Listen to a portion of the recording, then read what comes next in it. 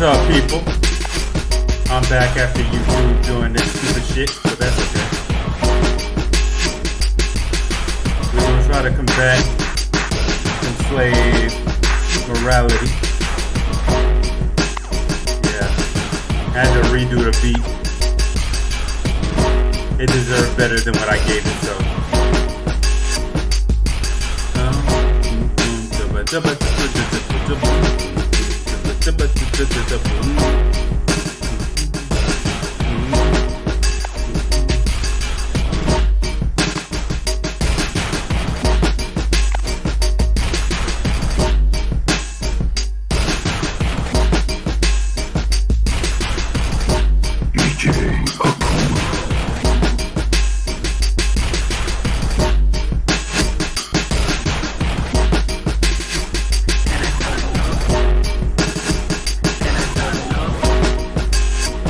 And I tell her Nola. And I tell her Nola.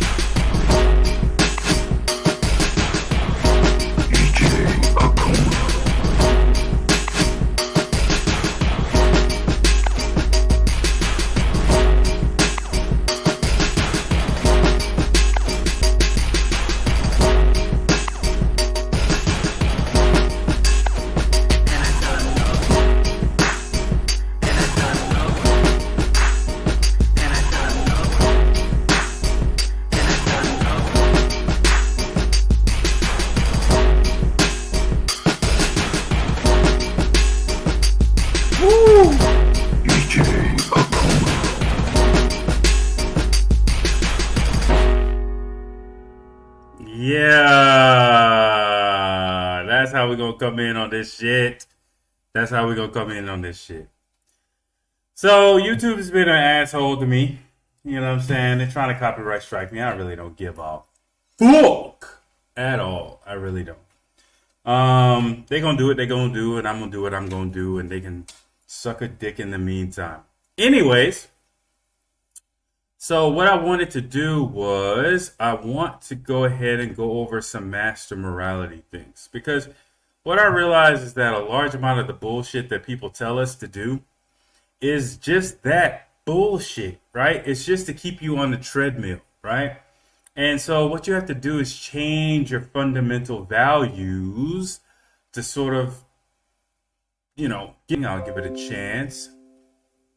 Okay, OBS is reconnected successfully.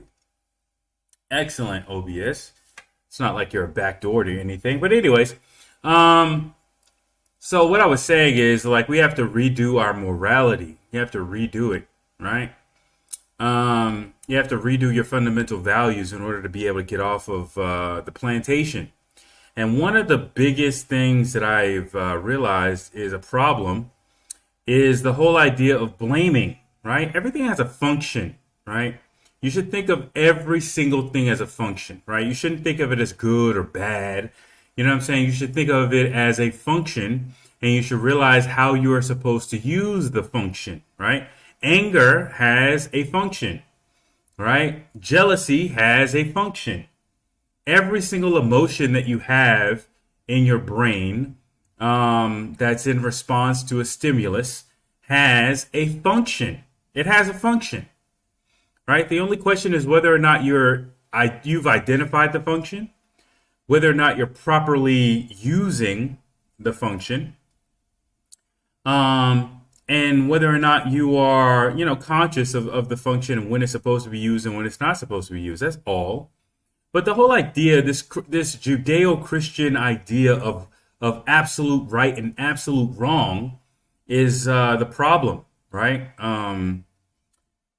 It's the problem. So I want to talk about blaming. So blaming has a function.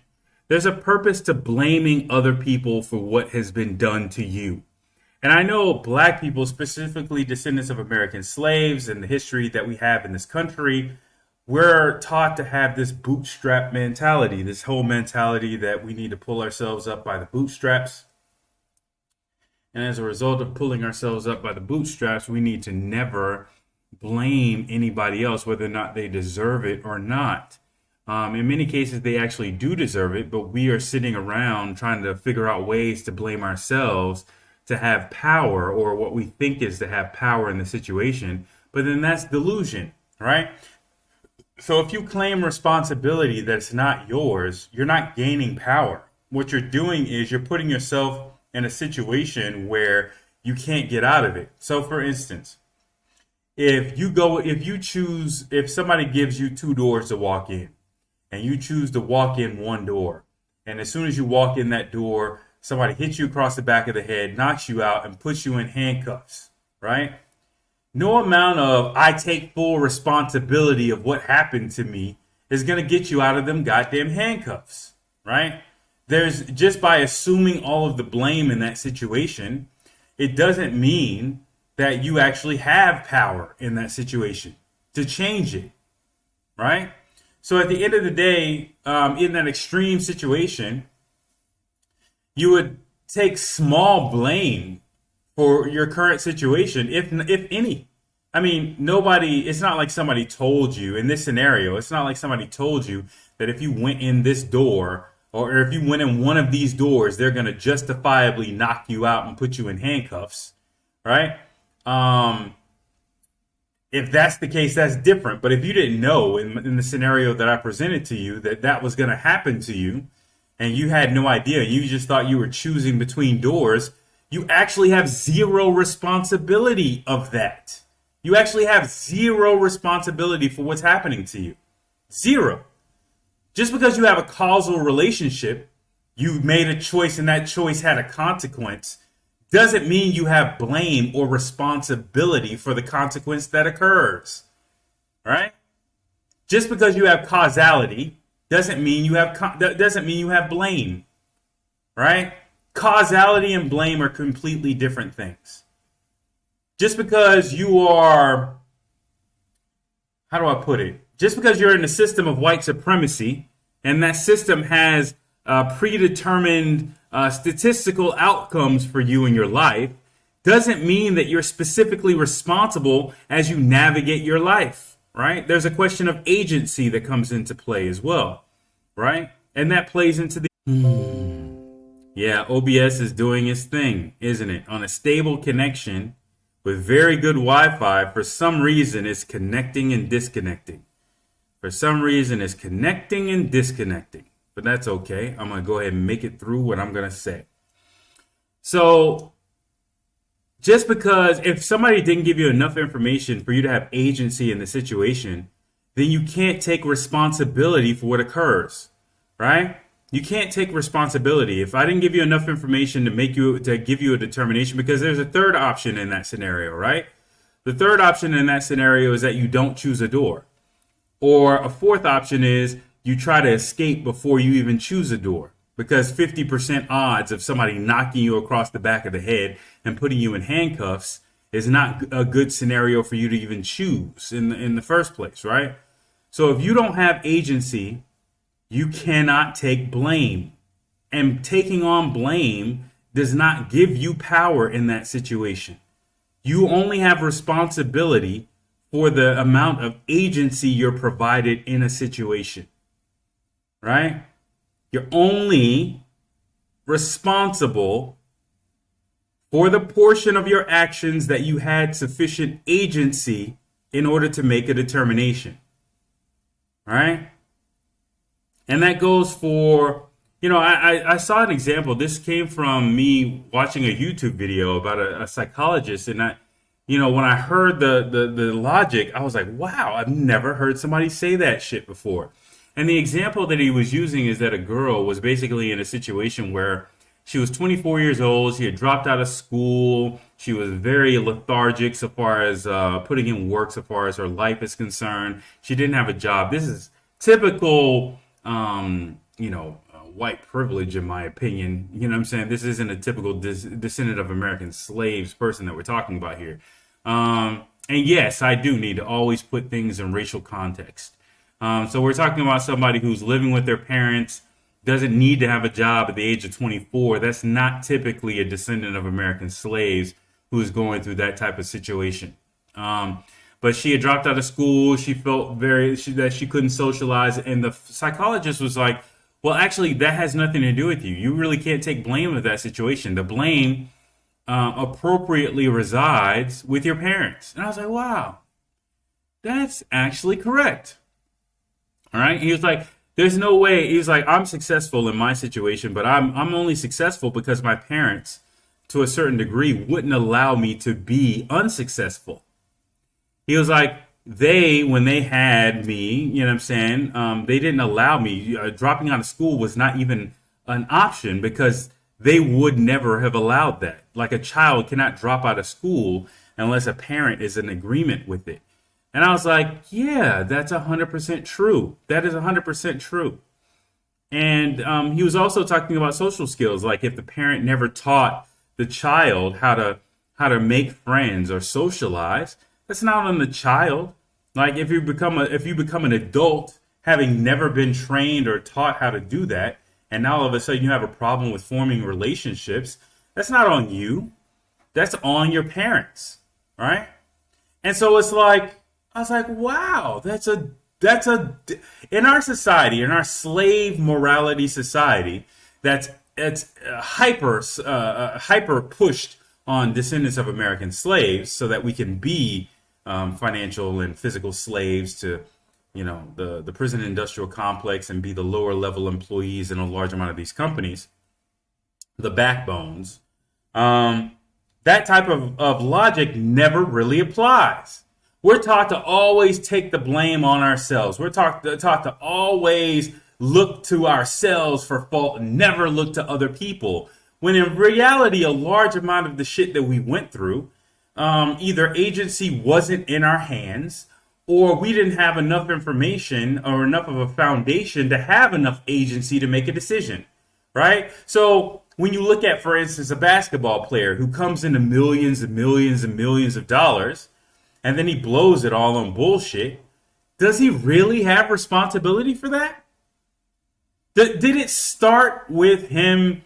Out of pause for this bullshit. There we go. Now we're back on. So I guess somebody at YouTube is figuring that playing around with this is appropriate. But whatever. I'm just gonna keep it rolling. Anyways, so you have to determine the amount of agency you had in a situation, right? So that starts with the assumption that you don't have 100% agency in a situation. This is a humbling situation. The ability to blame others is actually humbling because it means that you are accepting the fact that somebody could have manipulated you into what you're doing, right?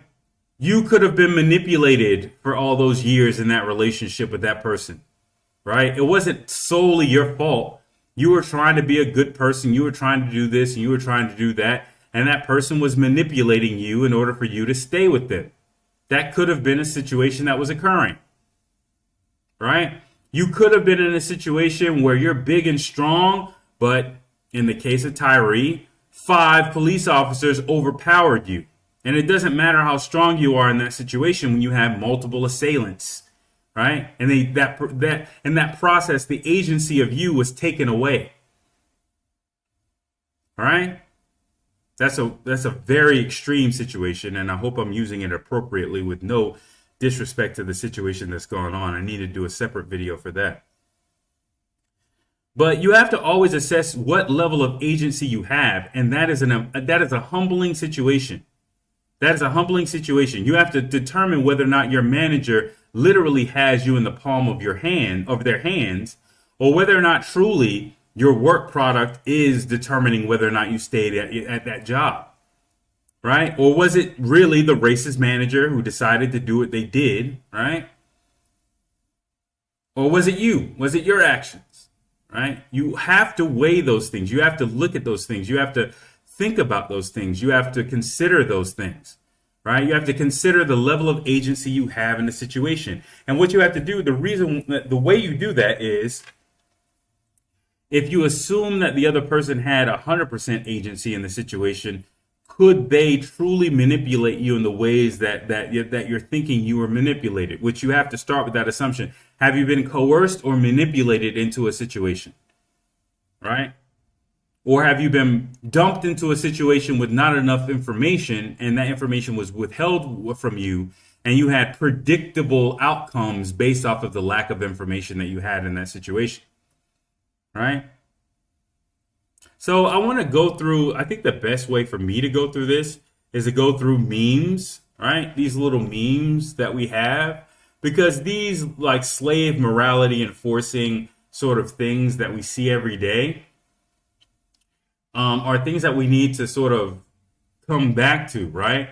This whole idea that, for instance, let me see.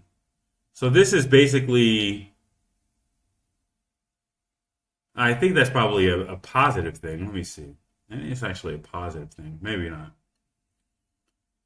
But for instance, the whole idea that like if you point at somebody, you got four fingers or actually three fingers and pointing back at you, right? This sort of a thing. No, if you blame somebody, it doesn't automatically mean that you are taking three times the blame onto yourself. Like if your logic has concluded that other people are at fault for your situation, the idea that those people don't take that responsibility and take that fault means that that person has done something purposeful. So if I say, hey, you know what I'm saying, you hurt my feelings in this way, shape, fashion, or form, and they say, stop blaming me for your feelings. You're in control of your feelings. I'm not in control of your feelings. That's bullshit.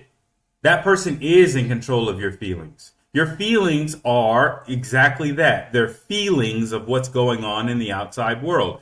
If somebody is doing something to you that is completely harmful or disrespectful, you're going to have a predictable response or range of emotional responses because you're human. And if you're human and you don't have any cognitive disability, there we go again. It's like somebody is toggling on and off my ability to stream. It's funny how that works in a situation where my Wi-Fi is working perfectly. It's almost like they're trying to mess up my train of thought so I don't get out this information. So that's fine. But and what's going on for those who don't realize, there's being jumps in the stream because it's being disconnected. OBS Studio is being disconnected and reconnected. Very interesting that that's occurring. But basically, when you correctly identified a person and you've identified, and you've let them know of an emotional response, and then they try to blame it back on you, or push that blame back on you, it's showing that they did whatever they did purposefully or recklessly. And in either of those cases, it's an identifier of whether or not you are going to continue with that person. So blaming is a very, very, very, very important process in maintaining very good relationships with people. You should be able to blame somebody if they are truly at fault or you feel as though they're at fault for either an emotional response or a situation that you're in. You should be able to blame them. And if you've correctly concluded that they are at fault for your situation, and if they don't take blame for that situation, if they don't take that blame and therefore take responsibility for correcting their part of the problem, then you shouldn't be with them. All right? You shouldn't be with them. It should be an idea. Blaming is a very important process in pruning out people who shouldn't be around you. And therefore, if you take on all the blame of a situation under the false notion that you're taking power in a situation, you're not taking power in a situation. You're not taking agency in a situation where you don't give out blame. If anything, you're ignoring your lack of agency and you're putting yourself in a permanently powerless situation, and possibly a cyclical situation where you're trying to cyclically give yourself power to change a situation. But because you don't correctly identify who the people and the processes that they're using in order to hold you down, you can't actually get out of the situation, right? So in a situation, for instance, let's go back to the original situation. You open the door, somebody bopped you across the head, and now all of a sudden you're in handcuffs. Well, if you take the blame all to yourself, what are you going to do? You're just going to keep on blaming yourself. You're going to be in a powerless situation. You're going to be like, oh, I'm so stupid. I'm so stupid. I should have never went through this door because it was all me who chose to go through this door. And that's why I'm in these chains. If you keep on being in that situation, you're just going to be, you're not taking agency. You're just taking blame, or excuse me, you're just taking powerlessness. You're taking powerlessness because you're not really identifying where your agency was lost, right? If you correctly identify, wait a minute, this wasn't me. I just opened a fucking door, and then all of a sudden, some dumbass bopped me across the head, and possibly the same dumbass put me in fucking handcuffs. The blame lies with them. It doesn't lie with me. It lies with them. And therefore it frees you up to have other emotions like anger that allows you to possibly overpower the person if they come back in the door, like the propensity to violence that allows you to possibly search for those keys or do whatever's physically necessary in order for you to overpower that person to free yourselves from the chains that you're in, right? That's what it gives you, that agency to do other things, right? To sort of take back your agency in that situation. But if you don't realize who took away your agency and how, and you just focus on, well, I'm just going to take on all the blame and all the responsibility, then you stay a slave, assuming that you had agency that couldn't be stolen. You're assuming that you had agency in the first place, and you're assuming that agency that you had couldn't have been stolen, manipulated, or overpowered. It's stupid. Not only that, but then in a relationship situation, you're not putting the other person in a testable situation as to see whether or not that person truly gives a damn about you, your agency, your well-being, right? Because you're too busy taking on the blame for everything. You're not putting the blame where it actually exists. And I'm not talking about a cyclical relationship either, because I know about those as well, especially when you're with a narcissistic person, a person with narcissistic personality disorder. You'll give blame to that person properly. There, now we're back because OBS is doing some cyclical bullshit. Anyways, so you'll be in a relationship with a person who has narcissistic personality disorder, and you'll correctly assess the blame is with that person, right? You'll correctly assess the blame is their actions. You'll correctly assess the blame is with them.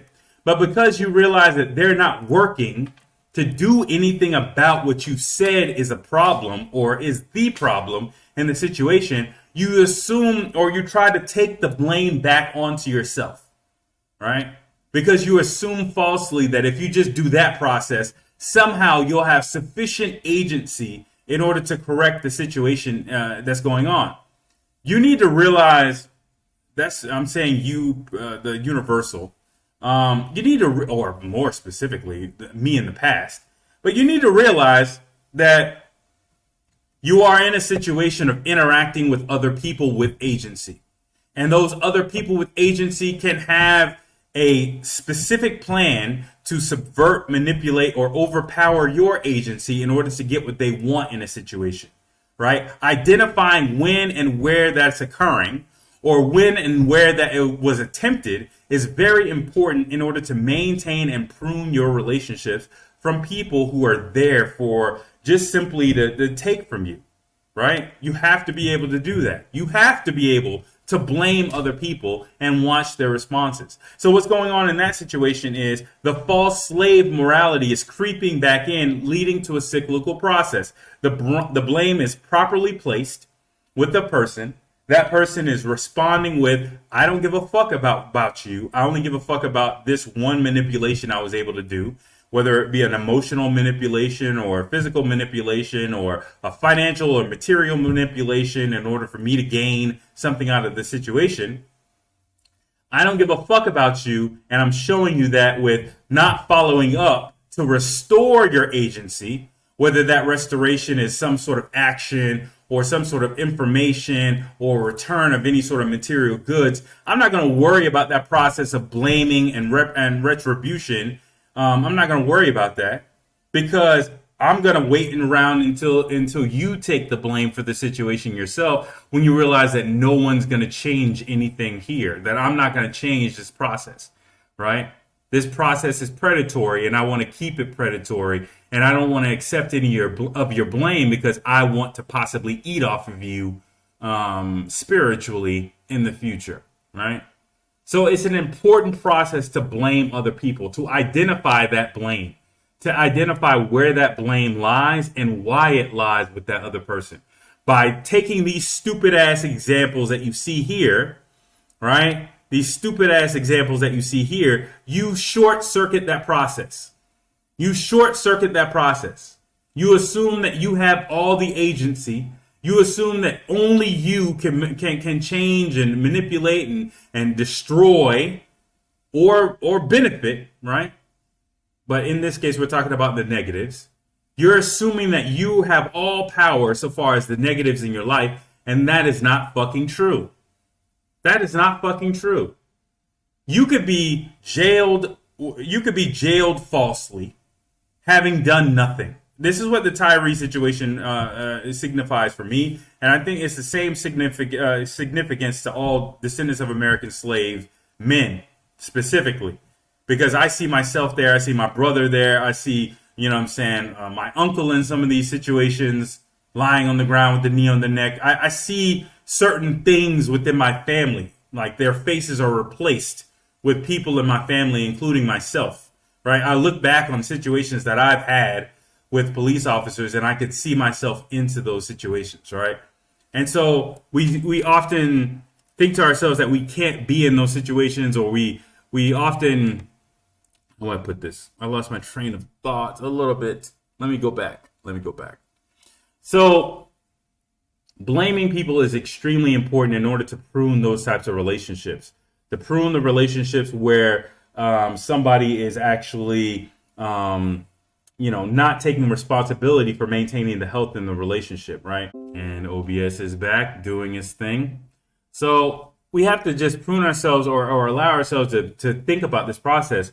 Like, this is why this is a slave morality, for instance, right? So if you're a slave and you're taught somehow, some way that blaming other people for your situations is wrong, then you may think to yourself, okay, well, I'm going to take responsibility for this situation. And I'm going to try to find some justification for why I'm here. And I'm going to try to take agency so far as how I can get out of this situation. So you'll probably try to read the Bible to try to figure out whether or not you're wicked or damned or cursed because of your current situation. You will try to find some means of finding some solid salvation from your situation. And you will try your best to be kind and nice to your slaver, because you can't put any blame on them. So you might as well go the opposite way and try to give them some level of courteousness that they really don't deserve.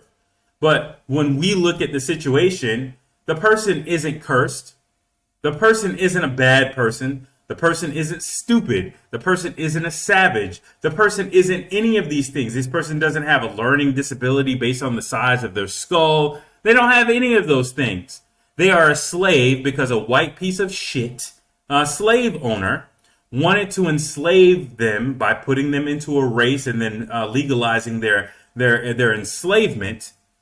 And then using a theology in order to justify that slavery to continue to occur. That's why they're enslaved. They're enslaved physically, mentally, and spiritually. And if they could break even one of those bonds, they'll realize that that is the case, that they are actually lacking of any sort of agency in that situation. All right? Blame is properly placed in that situation. And so let's go through some of these, and let's just try to go through as many as I can think of. So the first one I see here is blaming others is nothing more than excusing yourself. No, it's not. Blaming is not a zero-sum game, right? You could have part of the blame for something, which means you have a blame in accordance with the percentage of agency you had in the situation. But that doesn't negate the process of blaming others for larger portions or even smaller portions. If I have 50% responsibility for a situation and somebody else has if I have 51% of blame for a situation, that doesn't mean that I don't have to blame the other person for the 49%. when it took 100% in order for me to have the situation or the consequence to occur. Let's say I was investing into a situation where we both had a responsibility. Me and a partner had a responsibility of vetting the company before we invested our money. We had to invest $1,000,000 into the situation. I invested $500,000 or half of 500,000, 510,000. The other person invested 490,000, and we couldn't have invested at all had we not had $1,000,000 together. Well, yeah, I had 51% of the responsibility, but I don't believe $10,000. The swing of $10,000 swings responsibility 100% my way. It's still 49% the other person's fault if for whatever reason due diligence wasn't done properly and we invested in a company together and then that company went out of business. Yes, I'm 51% responsible. The other person is 49% responsible, right? Divvying up responsibility doesn't mean that you're abdicating responsibility in the situation, right? But you do need to do that process in order to identify who is responsible, not just simply, I'm going to take all the responsibility as if that's a good thing to do. So this is bullshit. You are not a failure until you start blaming others for your mistakes. No, so that's bullshit. That's a misnomer, right? First of all, there we go. So first of all, your mistakes are not necessarily mistakes. If it's a legitimate mistake, it's a legitimate mistake. No blame is necessary. The last time I checked, there is no human that's 100% perfect, and blame isn't required for mistakes. You don't need to blame anybody else for a mistake. But a large amount of things aren't mistakes. A large amount of things are collaborative known results, right? Of collaborative processes.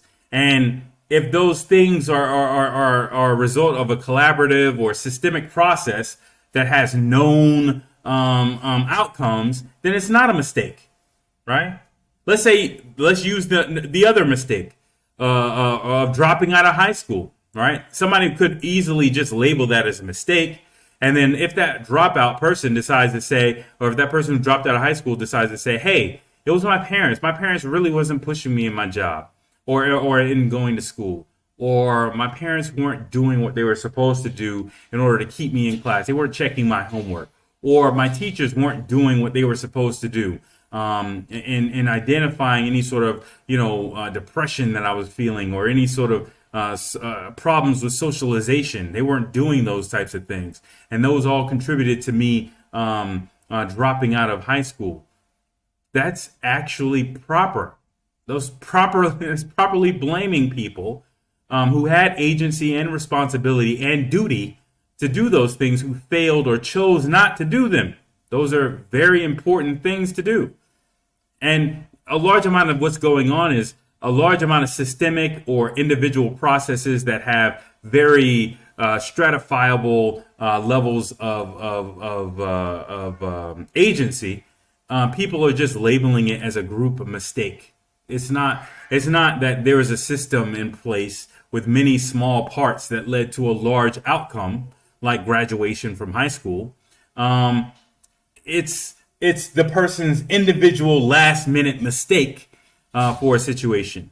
So when you're saying you are not a failure until you start blaming others for your mistakes, so I automatically become a failure when I use my cognition to figure out other people may have had agency or responsibility in my situation, and it wasn't just a mistake on my part. It was probably a system in play that had that outcome. That, hey, if I take 100 students and I put them all in my same situation, is it more than 50% of those students that are going to possibly have the same outcome, right? If I put somebody in an abusive household and I put 100 people in the exact identical abusive household, are they all going to come out in the exact same way? Are they going to all come out, or a large percentage of them, are they all going to come out with the same situations, right? And if those situations that they come out with lead to what you bundle as a mistake, right? Does that become a failure? Do I become an automatic failure by backtracking and figuring out, oh, wait a minute, this mistake is hinging upon systems that happened to me in the past, and those systems have either took away my agency or had more agency in the situation because they had more information, and they didn't serve me well. Me going through that process and figuring that out turns me into a failure, according to this meme. Right? And you guys are reading this type of shit, and I was reading this type of shit as well. It makes no fucking sense when you actually start going through this. Blaming others is nothing more than excusing yourself. It's not excusing yourself. Blaming others, if I decide to give a person a piece of cake, does that mean that I have no cake left? Clearly, I have cake that's still available to me, right? Just because you blame other people doesn't mean that you're excusing yourself out of the process. It means that, hey, you're taking this responsibility here because I had no agency here. I had no responsibility here. For instance, let's say you're in a class and you're talking to somebody and all of a sudden you're telling them exactly what you feel in a situation. You're telling them exactly how you feel in the situation, right? And so you don't touch them, you don't go up in their face, you didn't do anything to antagonize the situation, you just spoke your mind. There we go. And then that person got up out of their chair and hauled off and slapped the shit out of you, right? And you say, hey, wait a minute, you shouldn't have got out of your chair, right? You shouldn't have done that. You shouldn't have put your hands on me, right? That's not excusing yourself from that situation, right? That's correctly identifying who's at blame or who's at fault in that situation. You may have zero fault. You may have zero blame. You may have 50% blame. You may have 80% blame. You may have 99.9% blame. But identifying that the other person had 0.1% blame isn't incorrect to do. This isn't a rounding situation where if you get 50.001% of the blame, then you need to round up to 100% and never identify other contributing factors to your failure or to your unwanted outcome, right? So it's trying to shut down the process entirely by saying this stupid shit right here, right?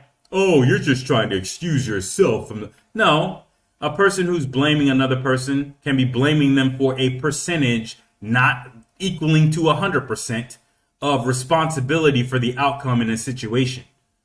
And the other part may or may not in whole be that person who's doing the blaming. That person may still have 20% blame. And other people, not just the person being blamed, other people in other situations may have other parts of the blame. That doesn't mean anything, right? They're just trying to shut down the process of that occurring. So let's keep on going. When you blame others, you give up your power to change. No, you don't.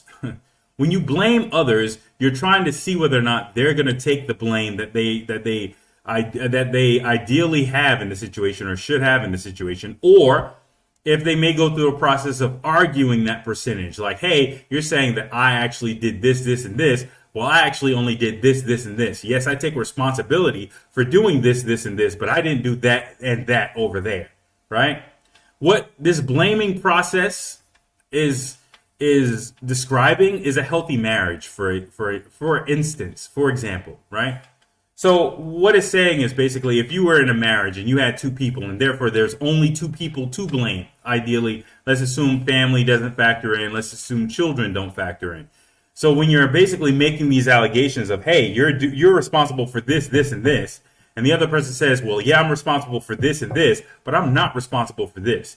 This is probably split down the middle responsibility for both of us, but this I can't take full responsibility for because you had this agency and you could have done this and you could have done that. You know what that conversation sounds a hell of a lot like? A healthy relationship. That's what that sounds like, a healthy relationship. And so if the other person decides to come back and say, well, you know what? You're right. On this part right here that I identified that was solely you, I could have helped you out. Maybe 20% of that is mine, 80% of that is you. But yeah, you're right. I can't fully give you responsibility or blame for this. A part of this is mine too. So now that we have our blame divvied up so far as why this went wrong, now we can go forward in the future and make sure that it doesn't happen again. That sounds like a healthy relationship, right? Now imagine a relationship where that process never occurs. Imagine a relationship where blame never happens within the relationship, where even the thought of blaming another person doesn't come into that situation at all. Does that sound like a healthy relationship? Or blame is issued, rejected by the person being given the blame, and then the person giving the blame, in many cases legitimately, assumes the blame back onto himself, hoping that that will give him some sort of power to change in the situation. Well, if the person has legitimate blame, you can't change that situation until they take responsibility for the situation, take that blame. If they never take that blame, then you can never change the situation because you can't change their actions. You can't change the part that they hold, that they have, right? So you're not giving up your power to change. You're identifying what part of this is my responsibility versus what part of this is, and therefore you realize what parts need to be changed and what parts don't need to be changed. You understand, hey, I need to focus on this. This other person is going to focus on that. I'm going to focus just on this. But this also applies to your job, right? This also applies to everything. This applies to every single relationship, every single interaction you have. If you're not having a blame, if you cannot blame that person for things that they legitimately did wrong to you, right? If you can't identify that blame, right? Then that relationship is by definition dysfunctional, right? It's not functional for you at the very least. It may be hyper functional for them, but it's not functional for you. So this is bullshit. Let's go on to the other. Winners take responsibilities. Losers blame others. Right? Whew. So let's use the slave response, the slave mentality, or the slave in this situation. So the slave is a winner just simply because they refuse to blame the slave owner or the Christian dogma or the legal systems overlapping them that criminalize their actions. They're winners somehow if they just keep their mouth shut and don't blame the people who are responsible for their enslavement. Does that actually apply that shit to apply that shit to anything? Does it make sense? Just because I keep my mouth shut and don't use my mind in order to figure out what actual part of this was my failure or my responsibility, if any, right? I could have had limited agency, did exactly what I was supposed to do, but then I had confounding people or actors in my situation, making my situation worse, right? Legitimately worse. So just simply because I don't engage in a situation where I cognitively come to a logical conclusion about the percentage of blame I actually have in a situation, which should, the more you think about it, the more that should occur every single time you have an outcome that you don't like. Every single time you have an outcome you don't like, you should figure out, because usually that's a situation where it's a system, right, that's at play. And you could even say that psychology is, or the practice of psychotherapy is the process of accurately allocating blame for your habits in your life, right? You're figuring out where these habits came from, who actually taught you those things, and therefore once you identify who actually taught you those things, you figure out how to break those systems, right? But you do that in a process of allocating blame appropriately to people. So again, you are not a failure until you start blaming others for your mistakes, right? So let's say a man is violent against his wife, right? But yet and still, when he was a child, he actually saw his father be violent against his mother. So what blame does the parents have in that situation? I'll wait. I'll be silent. Do you think it's healthy for that person to identify that, hey, my actions right here are directly related to my parents and their actions back then? Is that healthy? Wouldn't that come out in, I don't know, psychotherapy in a therapy session?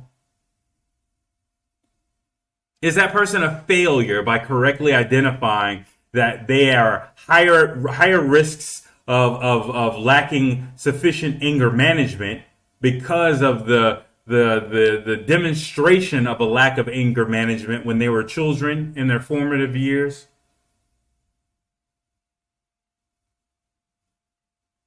Yeah, it sounds like bullshit, doesn't it?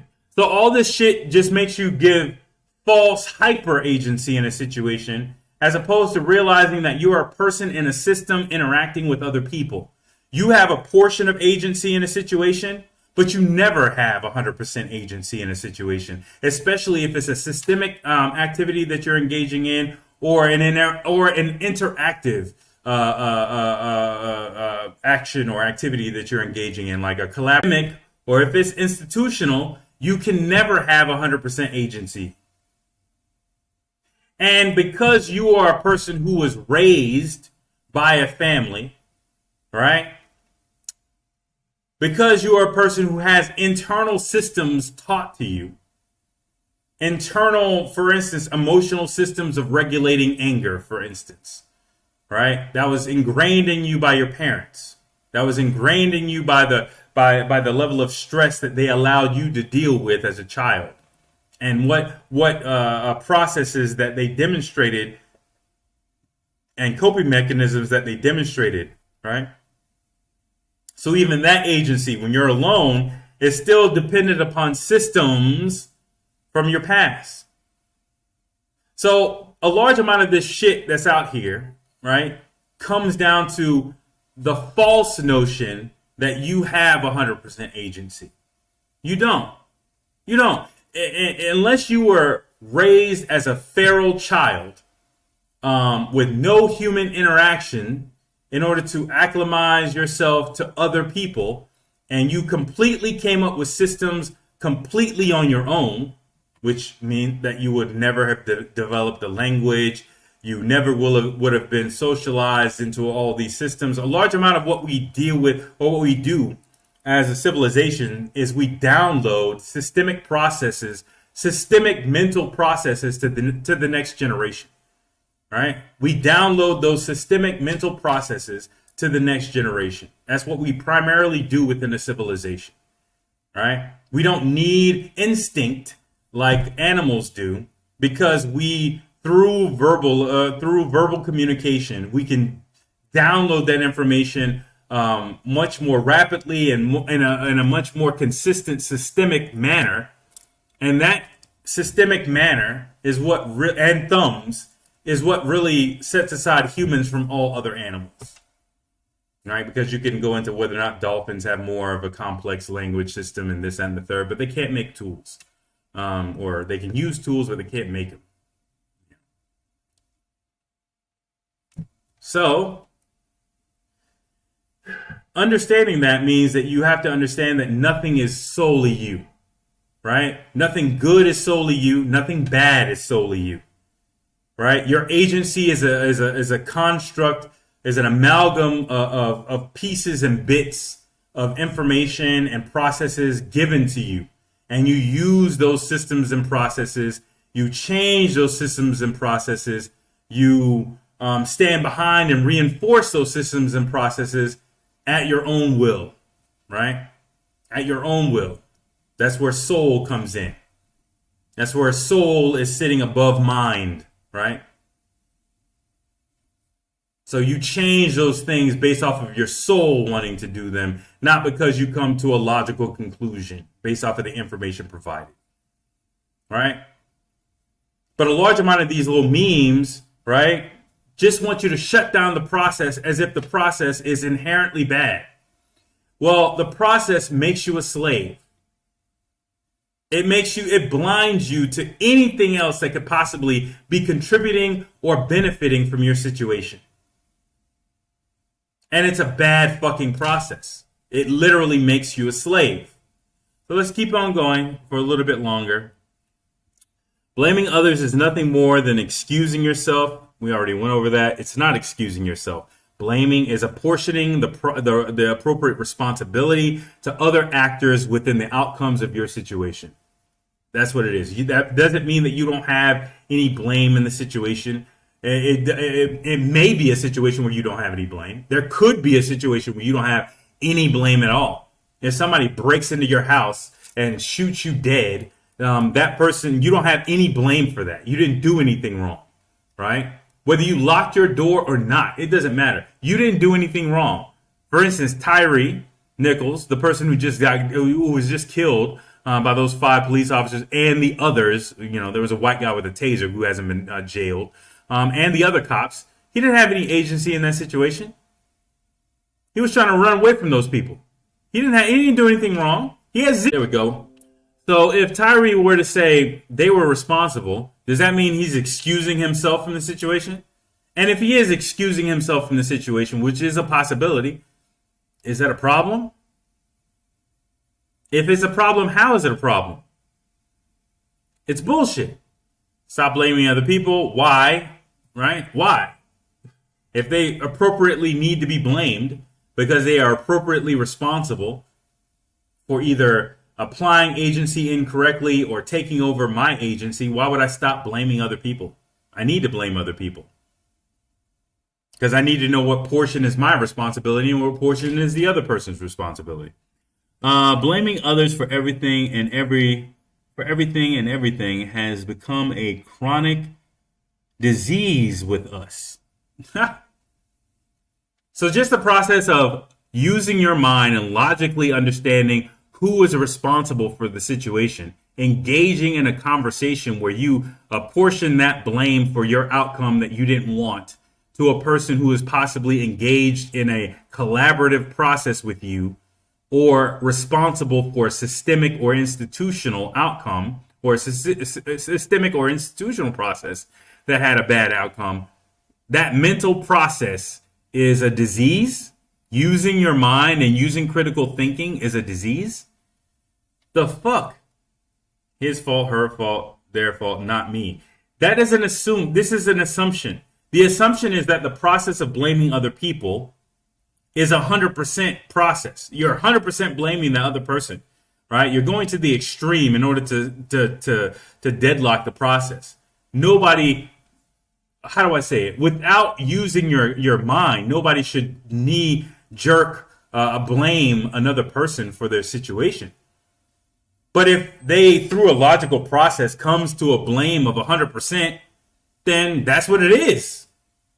If they could say, hey, this person is 100% at fault for what happened to me, that happens sometimes. That happens a lot of times, actually. It happens every single time somebody robs another person. So, yeah, there is a possibility of that person having 100% fault in a situation. But the only thing is that a process needs to happen where that person is using their mind in order to come up with a conclusion. And if they are, then yeah, that's what it is. Blaming others is nothing more than excusing yourself. They keep on trying to do that in different things. Stop blaming other people for what your life is not. Take full responsibility for your situation so you can get your butt out and create the exact life you want. I'm starting to get away from manifestation. There has to be another explanation or process, spiritual process, in order to get what you want. I'm getting away from manifestation because this is complete bullshit, right? If you're a descendant of American slaves in America, you have to deal with a large amount of systemic and institutional processes that are targeted directly toward you. And they have predictable outcomes. Predictable outcomes. Very predictable outcomes.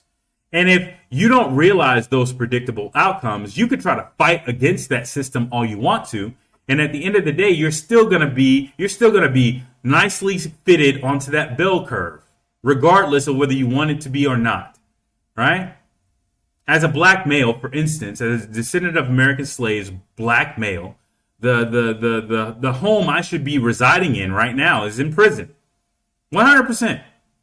That's the plan for me. For a descendant of American slaves, for me to be making shirts in a prison somewhere, right? And if I'm not in prison, I'm supposed to be broke with a broken family. Well, not the first, but definitely the second, right? Realizing that there's systemic and institutional processes that are dictating those outcomes is not blaming other people, and it's not leaving my life to chance or something like that. It's identifying the challenges that I actually have in front of me, and so I can make very, very tough decisions in order to regain some of that agency back in the face of the power and large percentage of agency these institutional processes. All right, let's keep on going. So blaming others takes time and energy away from improving yourself. No, it does not. No, it does not. All right? You always have time and energy in order to improve yourself. However, you cannot improve yourself if 100% of if people have agency over you. For instance, if I'm falsely convicted of a crime, right? If I'm falsely convicted of a crime, I can try to do the whole self-improvement shit all I want to. That's not going to change the sentence that I have to deal with, nor the consequences once I'm released. The only thing I should be focused on in that situation is proving my innocence. That's what I should be focused on, right? I should be focused on proving my innocence by apportioning blame directly where it needs to be apportioned for my conviction if I actually was innocent. That's what I should be focused on. It doesn't take away from personal improvement, but personal improvement doesn't take away from the consequences of somebody subverting your agency in a situation and causing outcomes that you don't want. Right? You can listen to Tony Robbins all you want to on death row, but that's not going to help you. What's going to help you is you fighting and for reassessing that blame on the people that really actually deserve it. For instance, if you didn't do something and you know you didn't do it, but you had bad representation, then it would behoove you to make sure that you apportion that blame to the person who gave you bad representation, right? Again, the flaw in that is the notion that, you know what I'm saying, one takes priority over the other. It may or may not. And that improving yourself is somehow going to change the outcome that caused you to want to blame other people in the first place, or caused you to think about blaming other people in the first place. And it's not. Your self-improvement isn't a cure-all for all of your situations. Let me say that again. Self-improvement is not a cure-all for all of your situations, right? Blaming the person who is responsible and putting that blame where it's supposed to reside often is a solution to your problem. And therefore, after you've done that, and after you've escaped or used that information to escape any consequences, or to better yet, apportion the consequences appropriately to the person who has responsibility, the most responsibility for those consequences occurring, then you can focus on self-improvement, or then you can focus on changing the scenario that brought about the consequence in the first place. Like if you're relying on a person or a system to acquire a certain outcome, then maybe you should change the process in which you're going through that process in order to get a better outcome so that you can have more agency in that situation. Right? For instance, if you don't like the U.S., you decide to go to another country because going to another country will give you better agency, then that may be what you need to do. Right? That may be what you need to do. So let's keep going. The day you stop blaming others is the day you begin to discover who you truly are. Oh, God. Now do you realize, like, every single idea, I want you to understand, every single idea can be challenged, right? Every single idea can be challenged. And now that I'm challenging these ideas, I don't even have to get to the point of actually defending it and going through the process of defending it. As I'm reading it, it just makes complete and utter bullshit nonsense to me. Let me read that again. The day you stop blaming others is the day you begin to discover who you truly are. Well, in order for you to blame others, you need to know who you truly are. You need to know what you are responsible for, what your agency actually is, and what other people are actually doing to fuck that up or to overpower it or to manipulate it, right? If you don't know yourself, you can't actually blame other people. So it's an inversion. It's a cyclical inversion. Oh, well, as soon as you stop blaming other people, you'll know who you are. Yeah, let me tell you who you will be if you stop blaming other people. A fucking slave. OBS, OBS. Disconnecting and reconnecting. But once you stop blaming other people, um,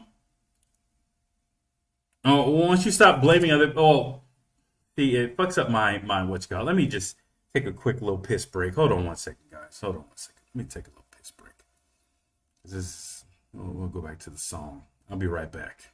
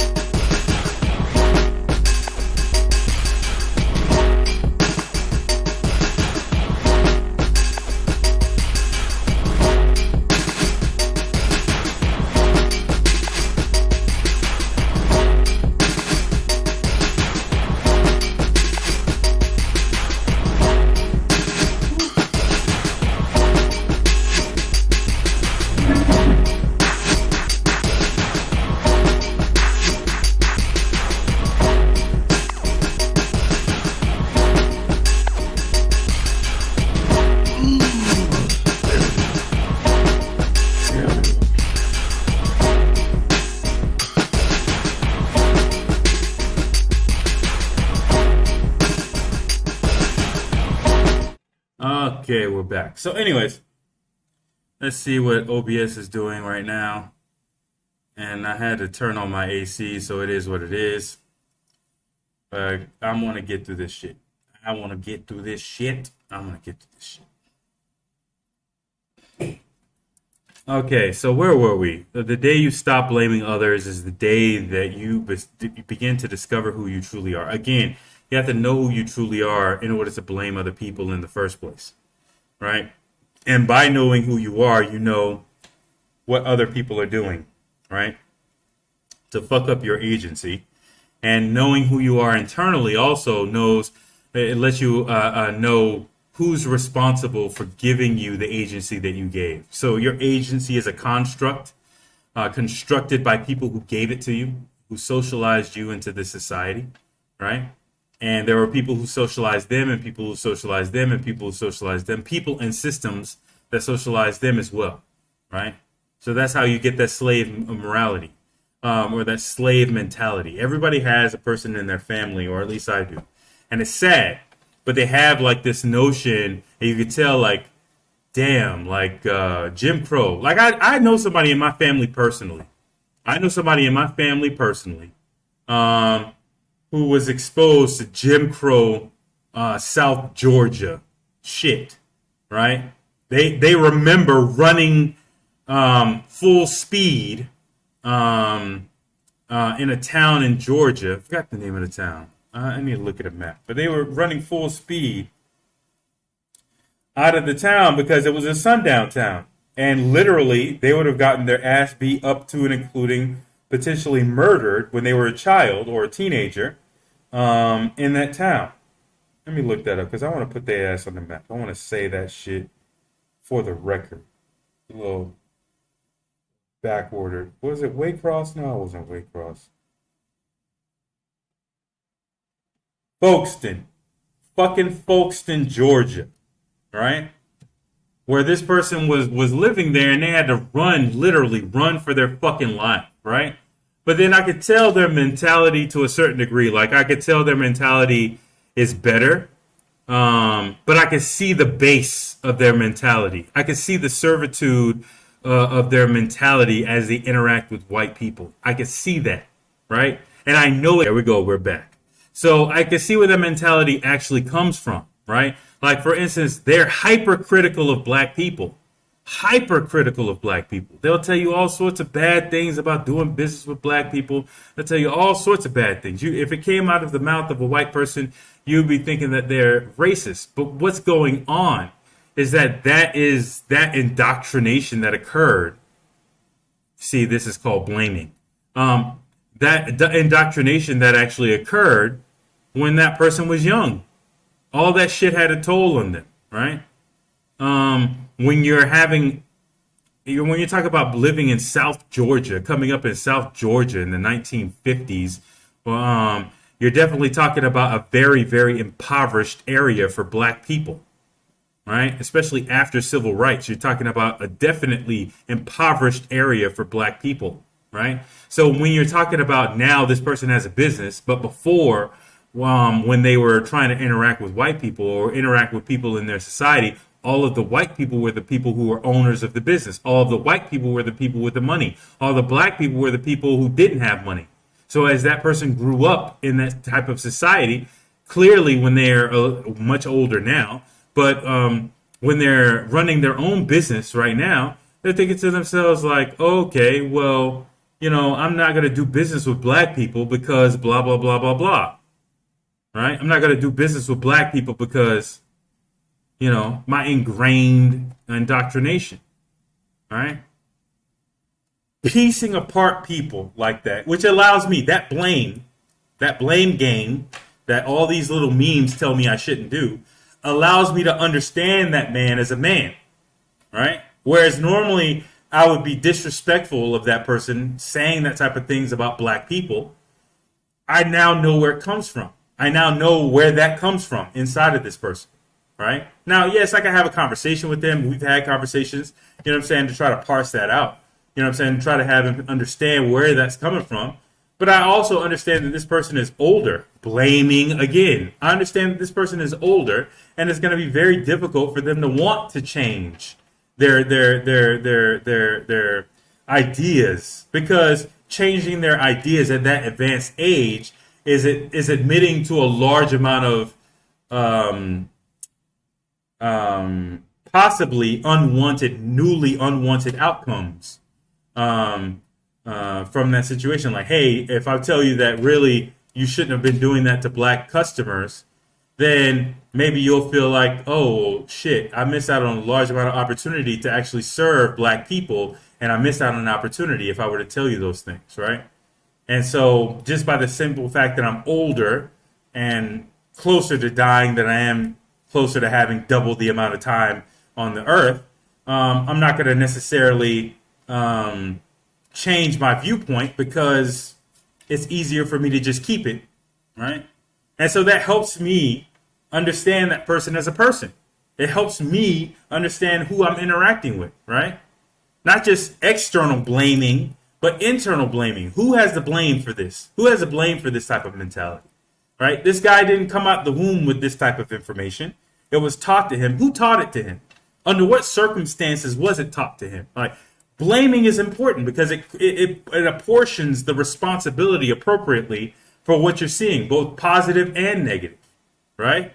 So let's flip it around. We could talk about Elon Musk, right?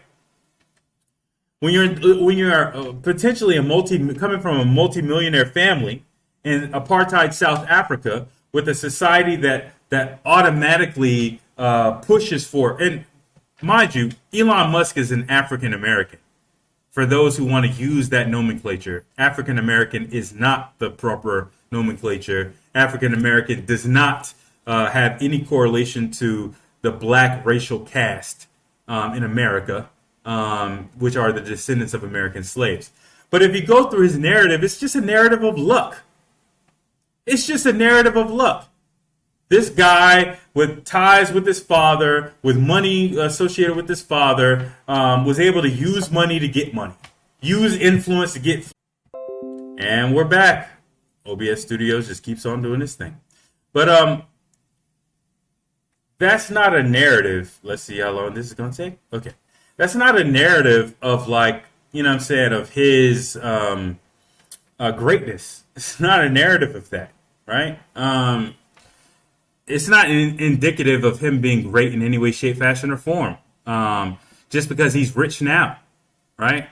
Blaming or putting blame associated with who he is. Blame seems to be a negative connotation for something that's done wrong. Responsibility is something that's done right. But I just use blame interchangeably because it really has the same effect, right? Apportioning responsibility is the same thing as apportioning blame. But they want to say blame because blame holds all the negatives, right? So at the end of the day, like, I could blame who I need to blame for Elon being who he is right now, just like I can blame who I need to blame for the family member that I know the way he is right now. I can blame appropriately, right? So let's just go through a few more of these, and then I'm going to close it out because I think I've already made my point. Consequences of blaming others that will cost you. Okay, maybe this is just an intro to an article of some sort of kind. It's always easy to blame others. You can spend your entire life blaming the world, but your success or failures are entirely your own. That is a complete bullshit statement. Your success is not entirely your own. For instance, your parents are responsible for a large amount of your success as a child, and you continue that success into adulthood. And if your parents didn't acclimate you or give you those successes as a child, then you won't be used to that type of gaining that type of success as an adult. It's that statement right there is bullshit. Your success, your subjective or objective success, depends on and stands on top of the shoulders of many other people, right? For instance, if you were in a situation where somebody molested you when you were a child, that's going to affect the success or quote unquote failure of your relationships in the future. Blaming the person who needs to be blamed in that type of situation is not inappropriate. Like, this is bullshit. This statement is complete bullshit. That's what it is, right? It wants you to basically turn a blind eye. This is why it's a slave morality. It wants you to turn a blind eye to anybody who your mind can obviously come up with who has responsibility for your success or failure later on in life, right? Or currently in your life, right? It wants you to abandon that person. And what's the best way to abandon that blame?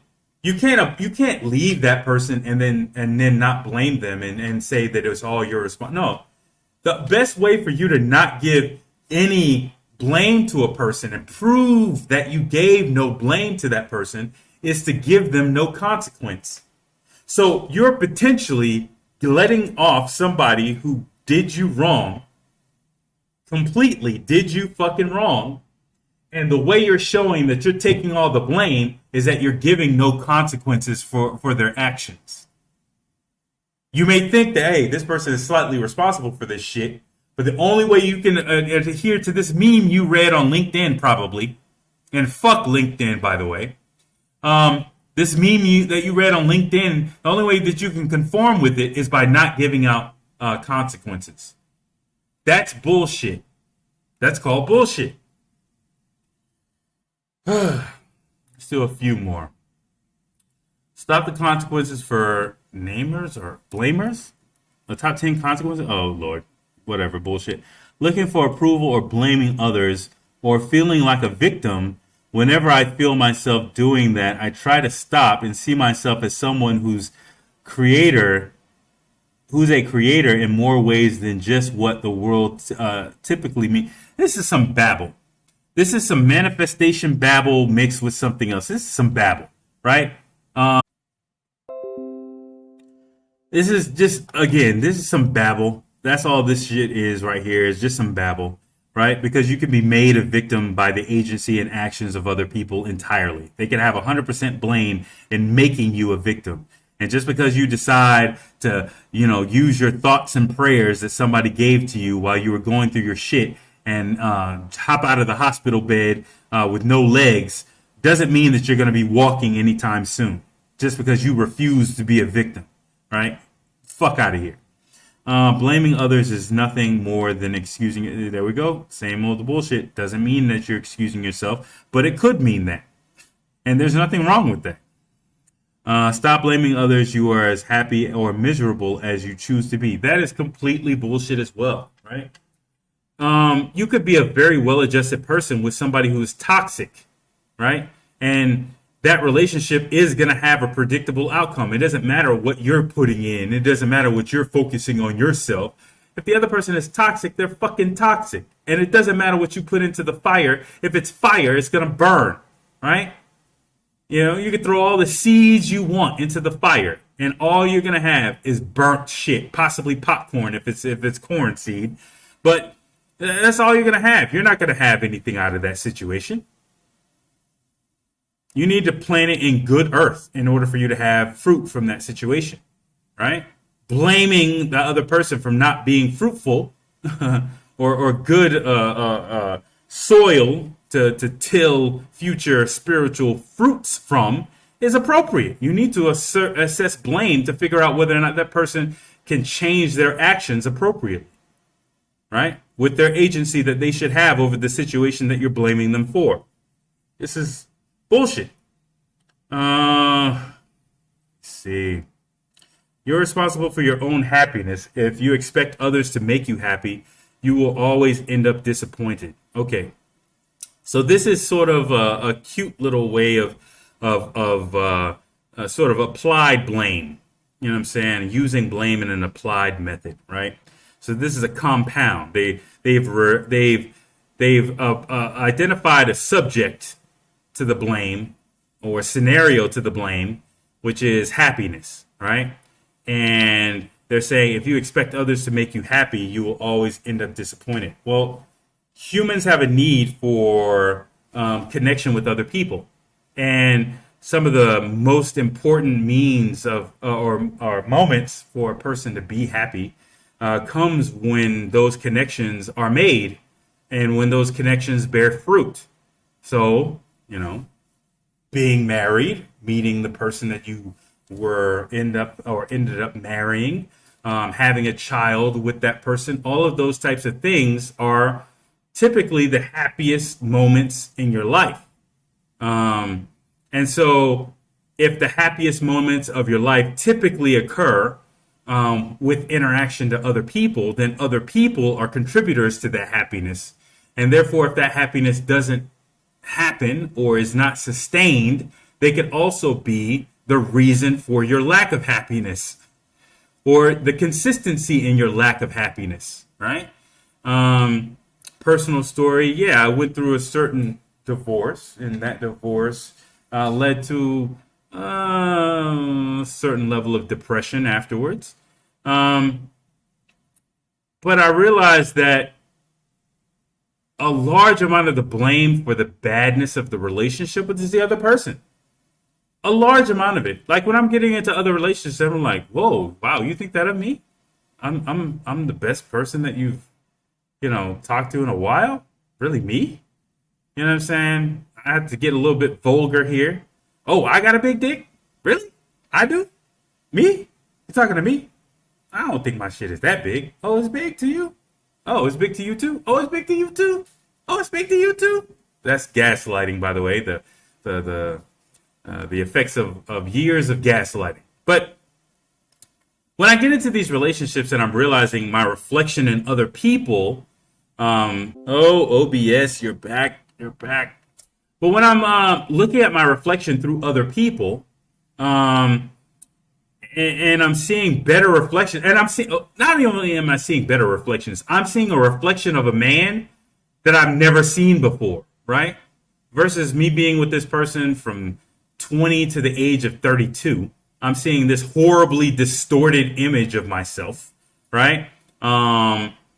And I get with other people finally, and I'm starting to see this image of this man that I don't even recognize because it's so different than the image that I'm normally used to being reflected back to me through the other person.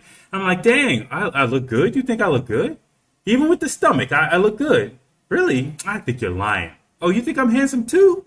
Even with my stomach, even though I'm a little bit pudgy, you still think I look good. That type of thing, right? And so I'm like, wow, I see an image of myself that's way better than I did with the other person that I was with. Wow. Wow. That led to a certain level of self-confidence. That led to a certain level of, you know what I'm saying? Oh, self-care, right? Yeah, I'm going to wash my ass today. Absolutely. I look good. I got a fine ass chick coming over. You know what I'm saying? Of course I'm going to brush my teeth. Of course I'm going to cut my hair. Of course I'm going to do all these things because I see a reflection in this other person that's way better than what I saw with the other person that I was previously with. And now with that reflection, right, I can do better. I can feel better. Now all of a sudden I'm happy, right? That's a bullshit statement right there. Your happiness absolutely depends on others. Your happiness absolutely depends on other people. Because if they're reflecting negativity back to you, if they're reflecting a distorted image of you, you will never be happy. You will never be happy. You will never have sustained happiness. You will only have fleeting moments that are toxified by bullshit actions and bullshit meanings and consequences. Right? And the beautiful part about me specifically is that I don't have a repeat of any of the bullshit that I've had. Like literally, like the worst person that I could possibly think of, you know what I'm saying, in my lineup of friends, my super friends, right?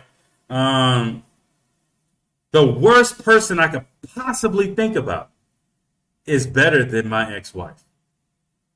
I would marry that person way quicker than I would ever even speak to my ex-wife in any way, shape, fashion, or form that's like romantic or trying to holler. I would never. I would marry the worst person I could possibly think about, right? The worst person I could possibly think about. I would marry that person over going back to who I was previously with, because I don't see the same things I don't see the same reflection. Even in that person, I don't see the same reflection of me in them, right? So that blame is there as well. You could call it blame, you can call it responsibility, you can call it agency, you can call it whatever the hell you want to, right? But even that, I don't see a repeat. So happiness derives from that situation. Even in the situation where I'm talking about the worst possible person, that person still reflects back to me. Their actions reflect that they don't see themselves properly, and maybe that's a blame of me. Maybe I need to give them a better reflection of themselves, but they also need to give me better actions for me to reflect something good back to them, right? Because if they're giving me horrible actions, then I can't reflect anything good back to you. You need to change your actions. The reason why you can reflect something good to me is because I'm giving you something good to you, right? I'm giving you something good. That's the reason why you could give me back a good image. You giving me shit, that's the only reason why I could give you shit in return, right? But happiness can be derived from that. Happiness is inextricably linked to other people, collaborative actions, systemic actions, institutional actions. It's linked to other people. Like, yeah, you could be happy by yourself, but if you think about any real happiness, even winning lottery, it comes down to what are you planning on doing? Okay, we're back. It comes down to what you're doing with another person that dictates that happiness. So, in order to maintain that type of relationship, you have to be able to, you need to be able to blame that other person for shit that they do wrong. Right? In order for you to maintain that level of happiness, you have to be able to blame that person when shit goes wrong, if they deserve blame. Right? So this is a sneaky way of adding that in. You know what I'm saying? It's stupid. Like, if I'm giving out happiness, yes, I do expect another person to make me happy. If I'm making you happy, you need to make me happy too. And if I'm making you happy and you're not making me happy, then I should blame you appropriately for me not being happy. That's how that fucking works. Oh, God. The mark of maturity is when you stop blaming others for your problems. No. If a person deserves blame for the problem, it would be a mark of immaturity and cowardice to not bring it up to the person who justifiably holds the blame. Blaming everybody else is great until you've for nobody. Okay, somebody did a contraction there. They clearly are possibly a foreigner who did this. Let me correct this. Blaming everybody else is great until you have nobody left. I guess they added the for. Until you have nobody left around to blame but yourself. No. No. So at the end of the day, if you're in a situation where you have an endeavor, and that endeavor means that you've identified people and you have consequences with that endeavor, and consequences with that endeavor means that you correctly attribute the fault to those other people for your outcome that you didn't achieve, and you have nobody around you, that may be the first time that you're actually able to achieve what you want to achieve. So, again, if I'm a black American, a descendant of American slave, the only black American, if I'm a black American and I grow up in a very horrible environment, in a horrible city, gang-infested city, and I say to myself, hey, I want to go to the NBA, right? And then I look around me and I say, damn, all these people that I have around me that are gang-related, they're not really helping me get to the NBA. I'm missing practice because of them.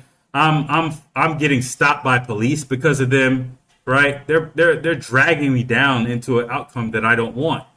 So I'm going to blame all these people for potentially either keeping me away from what I'm doing or having kept me away from what I'm doing. And either A, I'm going to go to the NBA, or B, I'm not going to go to the NBA, but I'm going to have an actual chance of doing it.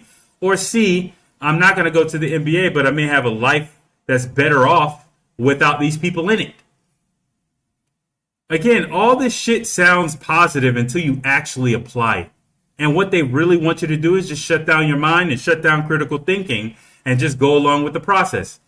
Either prove you're not blaming the other person by keeping them in your life and assuming that your agency can overcome theirs when in certain situations it can't.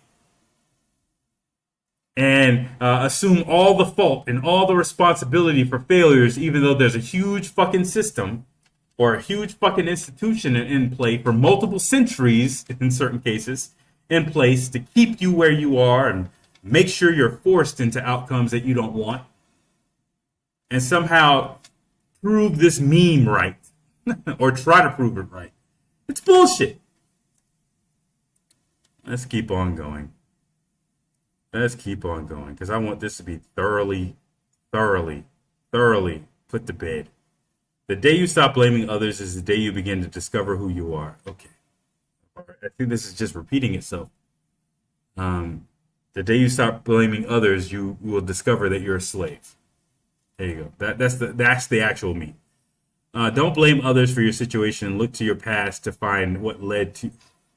Well, what if I find? Thank you, OBS. You're now back. Don't blame others for your situation. Look to your past to find what led to you to where you are. Okay. Well, what if I find that there was a person in my past that led to me being where I am? Can I blame them then, meme? Or no?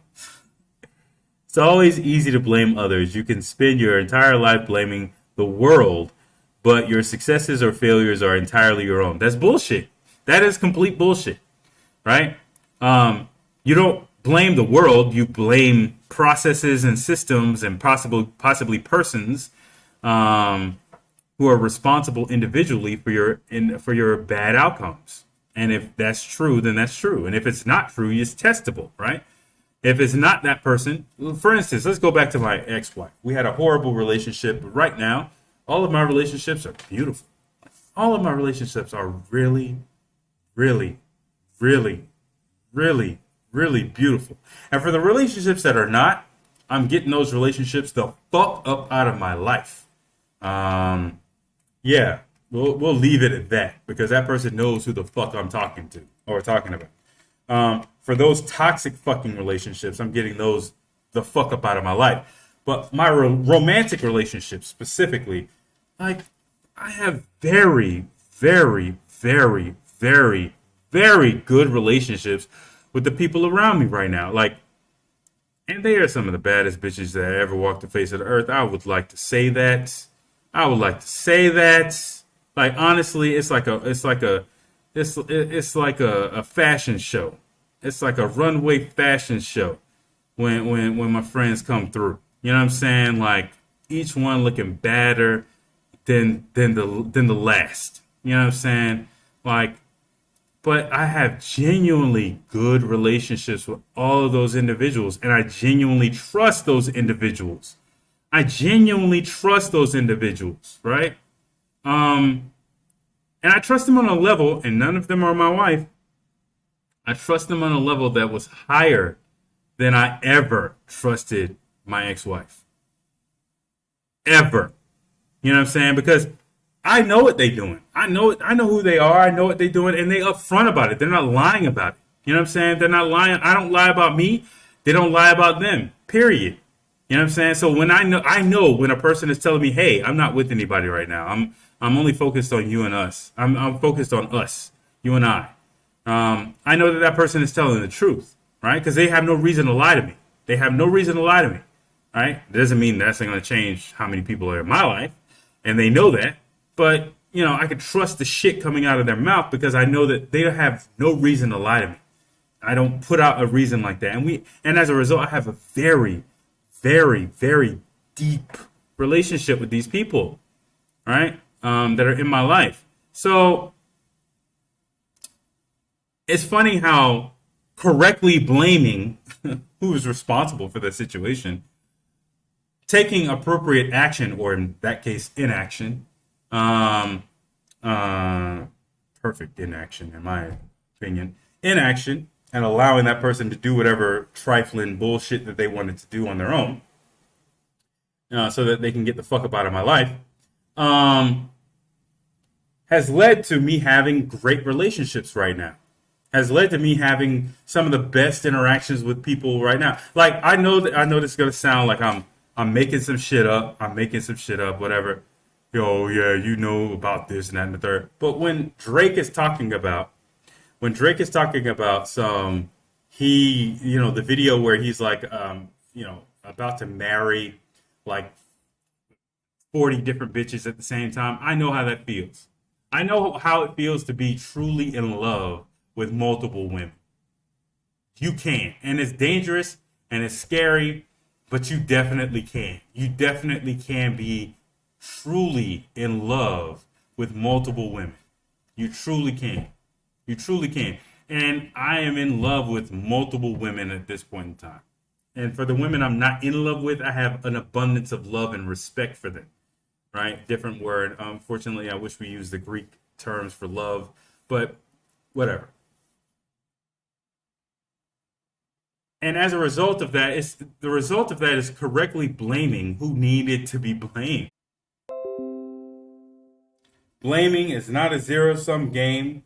Blaming another person doesn't mean that when you blame them, you're giving them 100% responsibility. You still may have responsibility and culpability in the situation. You know, this is advanced level thinking, not some base level, slave level thinking, right? But yeah, you should always go through a process of blaming. It doesn't matter if you have 80% responsibility and somebody has 20%. You need to identify that 20% that other people have. You need to let them know about the situation, and you need to see whether or not that person takes responsibility for that portion that's theirs. And if they can't, you need to get that the fuck up out of your life. That way, when you make the changes you need to make in order for you to attempt the situation again, you're not behind the ball by 20%. So for instance, if you're in a collaborative situation where you're studying for a test or you're doing an assignment, and you know that a person over there is only responsible for 20%, but they're never going to do their 20%. It doesn't matter how many times and how perfectly you do your 80%. They didn't do their 20%. So guess what you're going to get as a grade on your fucking project? 80%. That's all you're going to get. And it doesn't matter how much effort you put in until you're going to the point of actually taking away that agency from them and assuming it upon yourself. you're never going to make up that 20% because it's always going to be in their hands, right? So all of these little memes are basically you not identifying where your agency lies, or where your agency is being manipulated or being boosted, or where it's depending on other people. Negating the process of blaming is negating the fact that humans collaborate, that humans raise other humans and download information into new humans, and that information download can be corrupted, both by the individual and the systems and institutions that created their mindset before they downloaded that information into the person.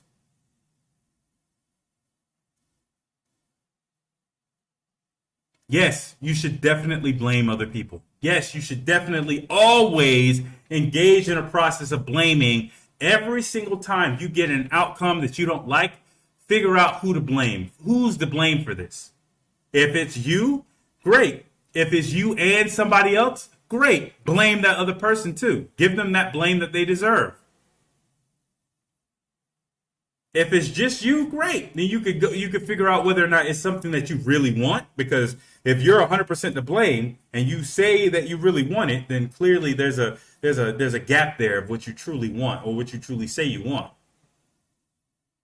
Maybe you need to figure out if that's something you really want, or whether or not there's something you need to change wholeheartedly about the systems that you're doing in order to achieve it.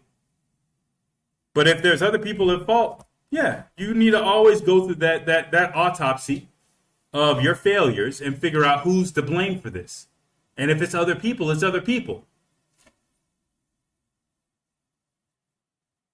If they have a part of the blame, they have a part of the blame. If they have 100% of 100% of the blame, they have 100% of the blame. If that's what it is. If 5 people have responsibility for it and you have 0%, then yeah, you need to blame those 5 people. Let them make the argument that you are partially to blame if they need to. And if you accept that argument, then you accept that argument. If you don't, you don't.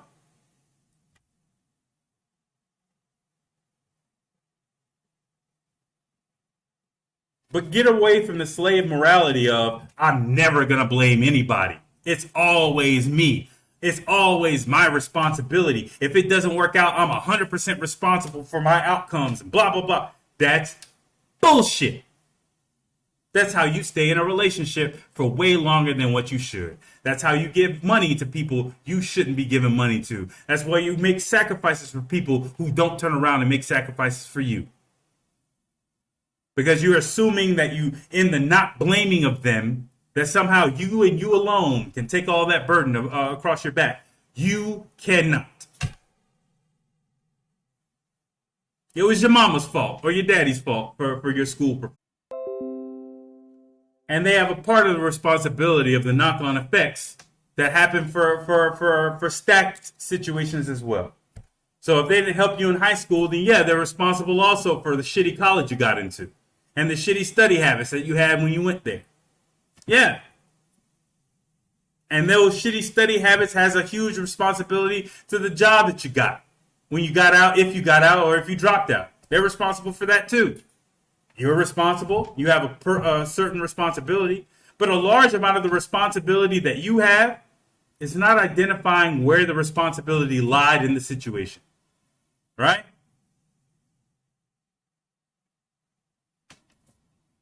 So in that situation, yeah, if you identify that your parents didn't do right by you in high school and you tell them like, hey, you didn't do right by me in high school, then guess what they need to do? They need to do right by you in college. Yeah. They need to be calling you and saying, hey, where are your grades? Hey, did you go to class today? Hey, did you study? Hey, did you do that homework? Hey, what's going on with this class? Hey, what's going on with that class? Is that what test cases do you have? What tests are coming up? Let me write that down in my calendar so I can call you and make sure that you get that done. And so I can follow up with you and make sure that those grades are good. Yeah. That's what that leads to. But if you don't go in the process of blaming, or you keep your mouth shut in that process, then that process can't actually be corrected.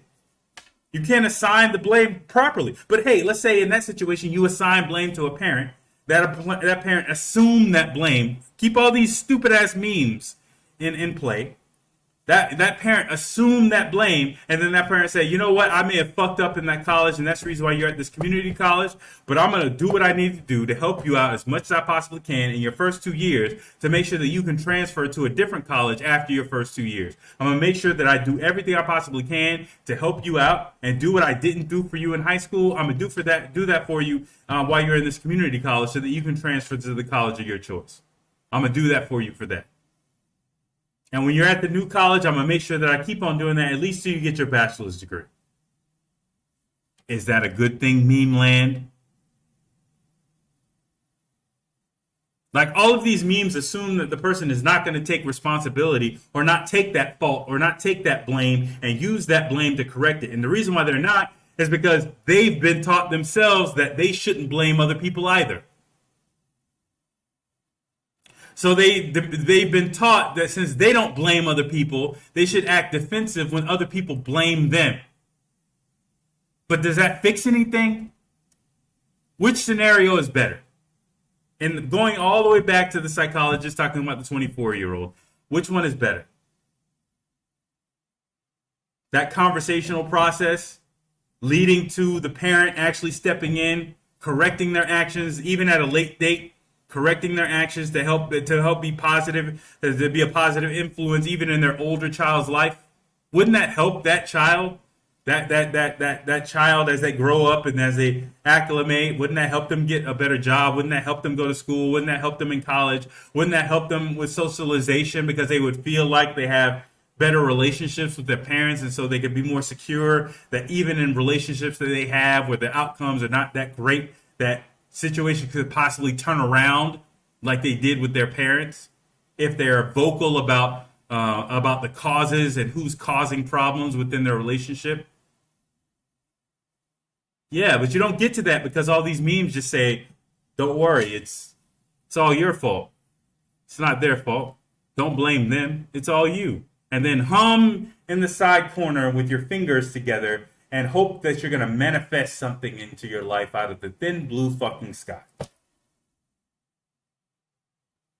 Manifestation to me is something that is just not working. It works on a micro level, but I don't know if it works on a systemic level, right? I don't know if it works on a systemic level. There's something missing there. But I wanted to put this out. I'm going to be putting out as much as I possibly can on this slave morality thing, as much as possible, because I think that we need to have a counter message to a large amount of the bullshit and how we think. Blaming other people is a healthy process, and the only people who, and if, there we go, we're back. So blaming other people is a healthy process, and if other people don't want to assume blame, then it's because that person is probably a person that shouldn't be around you. A person who assumes the blame of other people is the type of person that can contribute to your happiness. Because once they assume the blame that you're assigning them, now that doesn't necessarily mean that they just take it, right? You have to prove your point. You have to be able to be convincing and prove your point, right? And that may be a skill that you have to develop over time, because, all these memes telling you not to blame means that you haven't been engaging in that process in a healthy manner. You have to prove your point. You can't just point a finger at somebody and assume that they're going to take it, right? You have to know yourself. You have to have your facts in order, and you have to know exactly what you're talking about. You have to know what part is yours and what part is theirs, right? But if you know all those things and that person still is not taking the blame that is appropriately theirs, then that's a sign that the relationship should end immediately. And you should move the fuck on. Blaming others is a very healthy process in the process of maintaining people around you. And if you should be engaging in it, people, businesses, plumbers, everybody around you has to hit that standard of, can they take blame appropriately? And if they can't, they shouldn't be the fuck around you. They shouldn't be the fuck around you. Because you are not responsible 100% for other people. You are not responsible 100% for other people. I don't give a damn. You're not. And you're not 100% responsible for your outcomes either. You're not. It's a collaborative process. Everything is a collaboration. Everything is a collaboration, right? It's either a result of past collaborations or the outcome of a current collaboration. You don't do anything alone. You don't. You always stand on the shoulders of, at the very least, your parents and what they taught you. So at the end of the day, healthily blame other people where appropriate. Blame other people where appropriate. Go through the cognitive process of figuring out what portion is your blame, if any, and what portion is other people's blames, if any. And not just one, but all of the people associated with the situation. And appropriately blame them accordingly. Because going through that blaming process is either going to strengthen your relationship or it's going to be a sign that you should go on and find other people. Because, again, your happiness depends on you having people around you that are healthy, that can healthily take blame. Because if they can't take the blame, then they can't actually do anything to change their behaviors as they interact with you. And if they need to change their behaviors and they don't, then you'll never be happy. So there you go.